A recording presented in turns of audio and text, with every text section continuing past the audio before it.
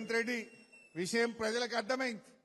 మొన్నెక్కడో మాట్లాడిండు, బీఆర్ఎస్ పార్టీకి మళ్ళా తాప ప్రతిపక్ష హోదా రాదు అన్నాడు. నిజమే కదా, మనకు ప్రతిపక్ష హోదా ఎందుకు, పాలకుల పక్ష హోదా రాబోతా ఉంది. ప్రతిపక్ష హోదా రాదు, పాలక పక్ష హోదా వస్తుంది. నీకు నీ పార్టీకి డిపాజిట్లు గల్లంతైతే గుర్తుపెట్టుకో రేవంత్ రెడ్డి అంటున్నా. ఈ మధ్య మీరు గమనించి ఉంటారు, ఢిల్లీలో ముఖ్యమంత్రి కేజ్రీవాల్ ఓడిపోయిండు, ఆయన ఎమ్మెల్యేగా ఓడిపోయిండు, ఆయన పార్టీ ఓడిపోయింది. బెంగాల్లో పోతే మమతా బెనర్జీ గారు ఎమ్మెల్యేగా ఓడిపోయిండు, ఆయన పార్టీ ఓడిపోయింది. తమిళనాడు పోతే స్టాలిన్ ముఖ్యమంత్రి ఎమ్మెల్యేగా ఓడిపోయిండు, ఆయన పార్టీ ఓడిపోయింది. రేపు తెలంగాణలో కూడా రేవంత్ రెడ్డి ఎమ్మెల్యేగా ఓడతాడు, ఆయన పార్టీ కూడా ఓడిపోతుంది. గ్యారెంటీ మళ్ళొచ్చేది కేసీఆర్.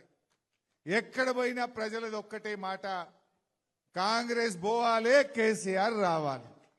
ఇలా అందరికీ ఇది అందరి మాట.